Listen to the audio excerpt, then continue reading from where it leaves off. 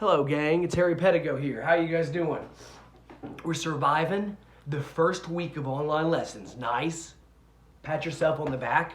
Good job. Proud of you. We got a lot of stuff, not a lot of stuff to talk about, but some kind of sort of complicated stuff to talk about. And I'm talking specifically today about pages 697 through 701, okay? So we need to kind of get a vibe for what's happening here because the history book kind of leaves a couple areas unanswered, right? And we want to answer those questions to fill in the blanks so we have a solid idea of what's happening in America during the turn of the century, and especially in this particular mini lecture, we want to understand what was the Spanish-American War, why did it happen, and what were the consequences of it, okay? So I'm going to try to kind of fill in the blanks here. You ready? So let's look at, real quick, Spanish-American War. Why does it happen? Well, the Spanish-American War, we know, is fought between Spain and the United States of America. But why? Well, it's fought because the United States goes into Cuba to help the people of Cuba gain their independence from Spain, and ultimately to help them establish a democracy in Cuba. Now you should know where Cuba is because there is a map on page numero 700 showing how incredibly close Cuba is to the United States of America. It's incredibly close. So the United States assists the Cubans in revolting and gaining their independence from Spain, which is ultimately the start of the Spanish-American War, because they have to fight with Spain in order to help these Cubans gain their independence. So why did the U.S. government go into Cuba and help the Cubans gain their independence and establish, air quotes, democracy in Cuba? Well, one, the United States at this point is kind of interested in spreading democracy around the world, right? And we're to see that kind of escalate, gain some momentum, and they'll do that a lot in Latin America and other places, okay? So, helping Cuba establish its independence and get a democracy together. But that's not the only reason why the Americans were interested in aiding Cuba and going to war with Spain. Obviously, as we mentioned on page 700, the proximity of Cuba to the United States makes Cuba kind of a very crucial location. Think about this. If Cuba were to be controlled by a foreign nation that was not on good terms with America, you could see how, given the proximity, the closeness of Cuba to the United States, that foreign nation could really turn up the heat, so to speak. It could use Cuba as a center for storing weapons, missiles, as we see, something that we'll talk about later during the Kennedy administration. You could use it as a naval base, and you're very close to the United States. So you see that if the wrong people control Cuba, they could put America at a disadvantage, right?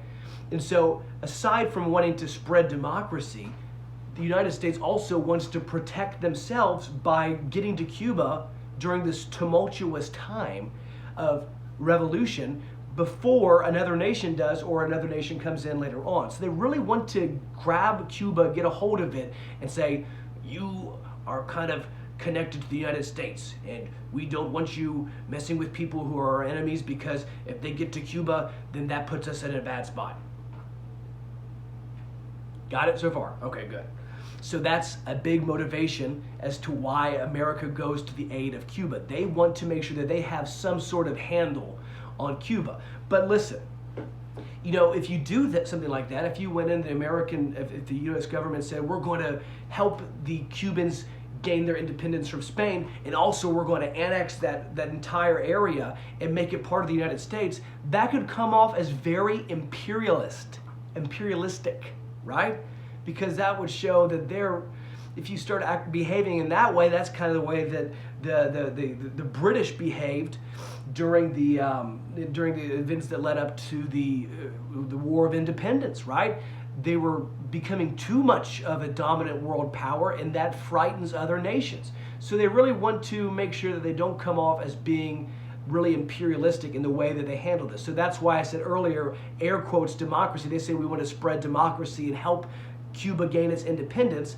That's kind of their their facade. They kind of say that's what we're doing, don't worry about it. But really, the United States government, and I think I'm speaking from a neutral point of view here, but really they had some very real interest in controlling Cuba. And they try to do that in a way that looks like they're not, so to speak. And nothing better shows exactly that than the contrast between the Teller Amendment and the Platt Amendment. So the Teller Amendment, to my previous point about them wanting to just spread democracy and help this nation get its independence, the Platt Amendment says, listen, we're not interested in Cuba or Cuban politics or trying to take Cuba over. We're just trying to help them gain their independence. But that's contrasted completely with the Platt Amendment after Cuba gains its independence and the U.S. helps it establish a government. The Platt Amendment drastically, draconianly limits Cuba's rights as a country. And basically, if you look into what the Platt Amendment actually does, it says, okay, you can make decisions as a government, Cuba, but we could, veto that. We could executive order whatever at the end of the day. So you kind of have false power. It's like if I said, if I said, yeah, you're free to go out wherever you want. You have no curfew. You're free to go out and do whatever you want. You're your own country. You have freedom. You have independence from my rule. But if I say get back to the house, then you're coming back to the house immediately. Otherwise, there'll be trouble. So you see, it's kind of a little bit of a master of puppers, a master of puppers. We gotta love the doggos. But a master of puppets sort of thing, a puppeteer where they kind of, looks on paper that they're trying just to spread democracy. But I think that you could safely say that the United States really kind of goes against that with the Platt Amendment and limiting Cuba's rights, so they ultimately have still a firm grip on Cuba without annexing or taking Cuba over. Does that make sense? I hope. Another weird thing too, you talked about in this particular reading, we talked about the USS Maine, the boat that was really kind of the match, the lighting of the match, the lighting of the fuse that led to the Spanish-American War. Clearly had all these interests already, but you need an excuse to go to war. If America just said, yeah, we're going to war with Spain, tally ho, let's go, that would make America look pretty aggressive and pretty crazy. So the Maine is a U.S. ship that ultimately is sunk, and they blame it on Spain. And there's scholarly debate as to whether or not did Spain actually sink this ship, or was it staged by the United States government as just a way for them to get into a conflict with Spain and to liberate Cuba without looking like imperialistic, really aggressive nation, right? They're kind of trying to save face, so to speak. That's unclear. We don't want to get into conspiracy theories. We just want all the different perspectives, right?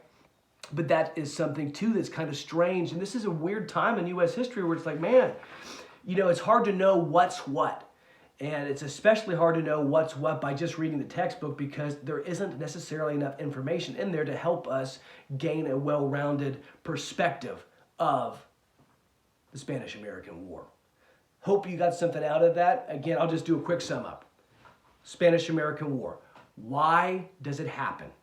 Because Cuba is trying to gain its independence from Spain. The Americans intervene, and their motivation in doing that is sort of unclear. They say it's because they want to help, establish democracy, but clearly there is some strategic interest in Cuba, in its location to the United States, and they really want to control Cuba and do that in a way that doesn't make them look like the bad guys, so to speak, and we see that in the Platt Amendment. Hope that's about as